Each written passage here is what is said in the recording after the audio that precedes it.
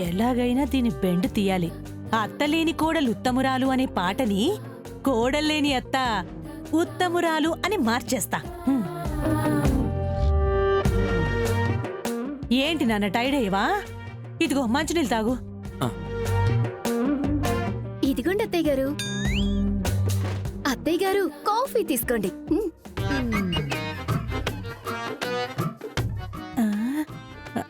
ఇది కాఫీయా? అవును, కావాలంటే తాగి చూడండి. ఇంత చిన్న దాంట్లో ఎందుకు తీసుకొచ్చావే? స్పూన్లో తీసుకురాకపోయావా?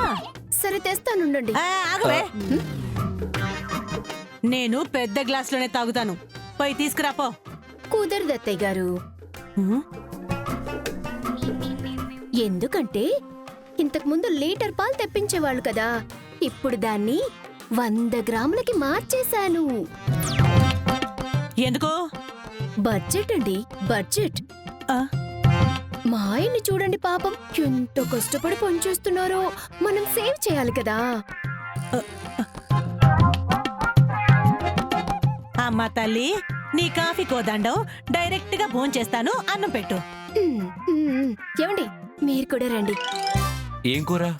కోడి కూర వండాను. కోడి కూర అయితే పద, ఓ పట్టు పడదాం. రారా. పదమ్మా. పద.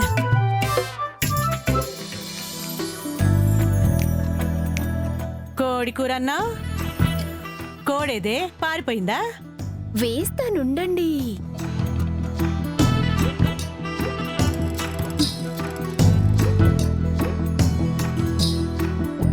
ఏంటే ఎండిపోయిన బావిలో బకెటేసి తోడుతున్నట్టు పులుసులో గరిటె పెట్టి అలా తోడుతున్నావేంటే?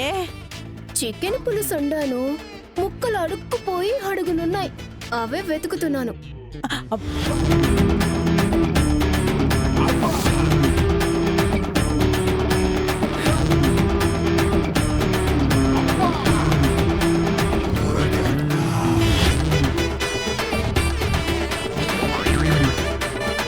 ఇదేంటే బొక్కుంది, దీనిలో మాంసమేది? మీకు బుర్రుండి బ్రెయిన్ లేనట్టు ఈ కోడికి ఎముకలెక్కువ, మాంసం తక్కువ.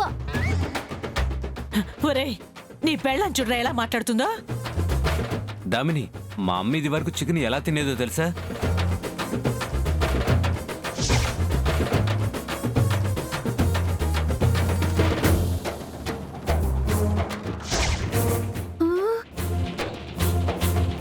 ఆ విధంగా తినేది.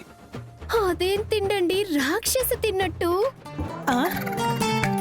రేపటికి బ్రతకము, ఈ రోజే పోతామన్నట్టు. అయినా మన ఇంట్లో ఫుడ్ ఛాలెంజ్లేం జరగట్లేదు, ఆ రేంజ్ లో తినడానికి. నాకిప్పుడు ఫుల్ కోడి కావాలి, తెస్తారా తేరా? బడ్జెట్ అత్తయ్య గారు, బడ్జెట్. దామిని, ఫుడ్ పెట్టకపోతే మా అమ్మ చచ్చిపోతుంది. మసాలా ఫుడ్ పెట్టినా ఇంకా తొందరగా పోతుంది. అత్తయ్య ఆరోగ్యం గురించి నాకు తెలీదా? మీరు తినండి అత్తయ్య గారు. మళ్ళీ పులుసేనా? పెత్తనం తీసుకుని నాకే పస్తులు పెడుతోంది. ఏం చేస్తాం, తినక తప్పుతుందా? ఏదో రోజు ఇలాగే నీ మెడ కొరుకుతానే.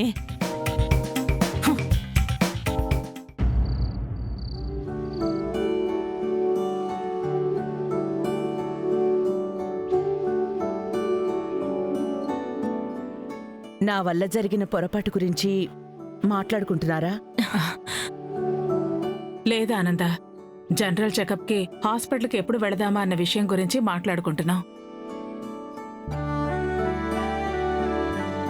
సారీ ప్రీతి. ఎందుకు అత్తయ్య గారు ఇన్ని సారీలు చెప్తున్నారు? చాలా గిల్టీగా ఉందమ్మా.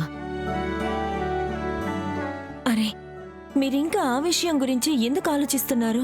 మీ అమ్మగారు ఎంతో ప్రేమగా తీసుకొచ్చిన ఆ కుంకుమ పువ్వు పాలు నువ్వు తాగకుండా అయిపోవడానికి కారణం నేనే కదా.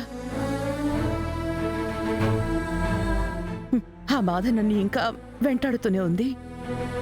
అది పొరపాటున జరిగింది. ఏదో పెద్ద నేరం జరిగిపోయినట్టు ఎందుకు బాధపడతావమ్మా? వదిలే ఆనంద. పొరపాటు కాదక్క. తెలిసి చేసినా తెలియక చేసినా ఏదైనా తప్పు తప్పే కదక్క. అందుకే గిల్టీగా ఉంది. మణెమ్మ ఏం చూసిందో ఎలా చూసిందో తను కళ్ళారా చూసి చెప్పినందున కంగారు పడిపోయాను. ఒకవేళ అది నిజమై ఉంటే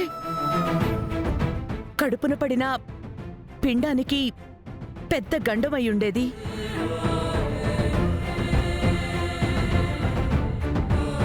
అందరూ జీవితమంతా బాధపడుండేవాళ్ళు. ఆనంద, ఏది జరిగినా మన మంచికే అని అందుకే అంటారు. నువ్వేం ఫీల్ కావద్దమ్మా.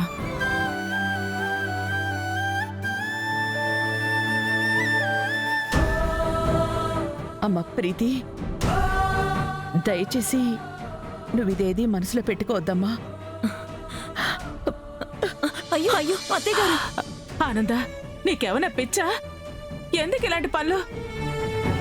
తప్పులను పొరపాట్లను సరిచేసే నా వలన పొరపాటు జరగడంతో మనసు అగ్నిలో దహించుకుపోతున్నట్టుందక్క.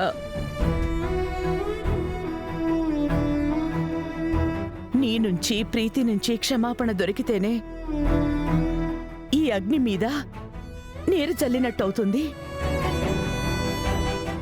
అత్తయ్య గారు, మీరు చాలా పెద్ద పెద్ద మాటలు మాట్లాడుతున్నారు. నేనేమి మనసులో పెట్టుకోలేదు. అంత తప్పు అసలు మీ వల్ల నేను జరగలేదు. ముందు మీ మనసు కుదుటపడేలా చేసుకోండి. మా అమ్మ ఎంతో ప్రేమగా కుంకుమ పువ్వు తెచ్చింది అంటున్నారు. ఏ అమ్మలాంటి వారు మీరు తెచ్చిచ్చేవారు కాదా ఏంటి? ఆ విషయమే చెప్పాలని వచ్చానమ్మా. నేను కాశ్మీర్ కుంకుమ పువ్వు తెప్పిస్తాను. దగ్గరుండి నా చేతులతో పాలల్లో కలిపి నీతో తాగిస్తాను, సరేనా?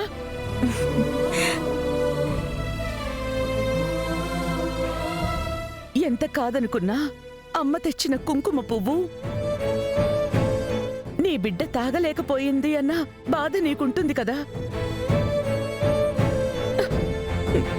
ఆ బాధ ఈ అమ్మ తీరుస్తుంది.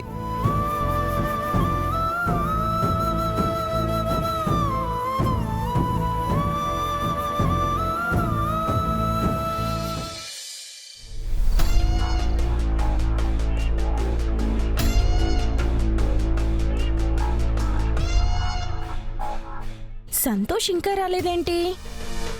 సస్పెండ్ అయిన దగ్గర నుంచి మార్నింగ్ బయటికెళ్తే ఈవినింగ్ వరకు రావడం లేదు. అత్తయ్య, అత్తయ్య! ఏంటి? ఈయనకు ఫోన్ చేస్తుంటే లిఫ్ట్ చేయడం లేదు. ఎక్కడికి వెళ్తున్నారో మీకేమైనా చెప్పాడా? ఏం చెప్పలేదు. అయినా ఆడేం చిన్నపిల్లాడా? తిరునాళ్ళలో తప్పిపోయినాడు తప్పిపోవడానికి. వస్తాడులే, ఎందుకు టెన్షన్ పడతావు?